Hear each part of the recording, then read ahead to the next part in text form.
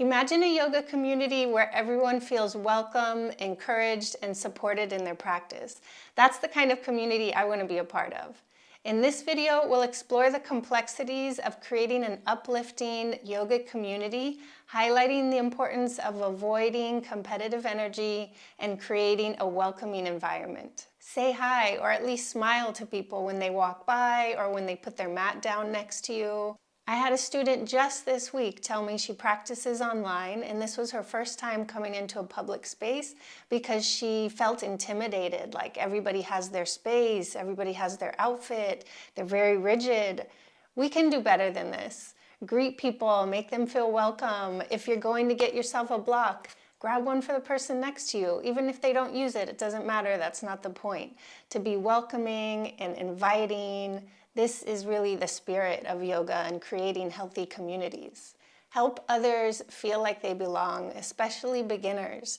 Be the reason that someone comes back to class, not the reason that they don't. Another student just this week told me they went to a new class for the first time and nobody smiled at them, nobody said hi, and they got a bad vibe from that and didn't want to go back. We can do better than this.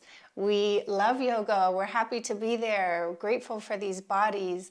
Share that love, express that radiance and that love through your face, through your expression, through your greetings. When someone walks in the room and they've got all their stuff with them and they're mad and they're looking for a spot, say, hey, you can come here and move your mat over. Honor your body and avoid pushing into poses out of ego or competition. Engage mindfully in the practice. Do your best to arrive on time and lay your mat down with care. It's your altar space for the next hour, so place it down in that way. Stay present and respect the quiet, sacred nature of the practice. Refrain from using devices in the practice space. It's distracting and takes away from the collective focus in the room.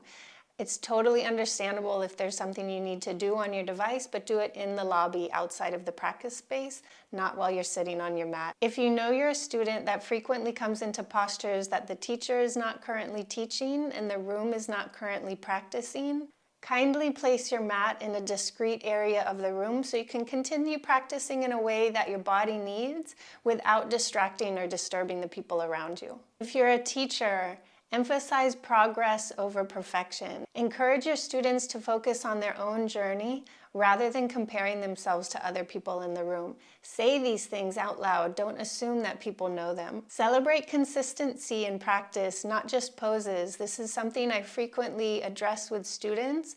The key is being consistent. A little bit every day is much better than a 2-hour practice once a week. If you're teaching an all levels class, make sure that it really is all levels for all different body types, all different experience levels, and different age groups. Encourage the use of props. They help us build stability in postures. Foster non-competitive energy. Encourage students to move at their own pace, to listen to their body. Normalize rest, child's pose, coming back to a steady breath. Create rituals of connection in your classes, the beginning, the end, giving time for a moment of gratitude, an om, or just some breaths in stillness and silence.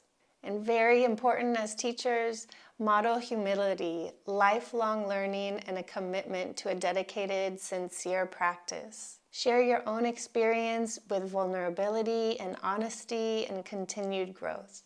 Show openness to feedback and to various traditions throughout yoga. Remember, not everybody comes to class for spiritual reasons. Not everybody comes for fitness reasons. Not everybody comes for peace.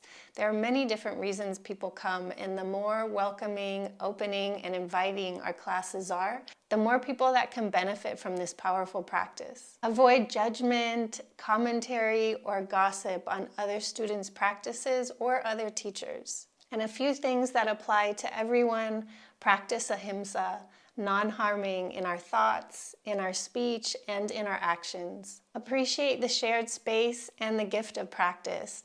Thank teachers, students, and yourself for showing up. By prioritizing compassion, friendliness, openness, we can create yoga spaces where all people feel welcome, encouraged, and supported in their practice. Ultimately, yoga is about union, not competitiveness or performance, and our communities should reflect that.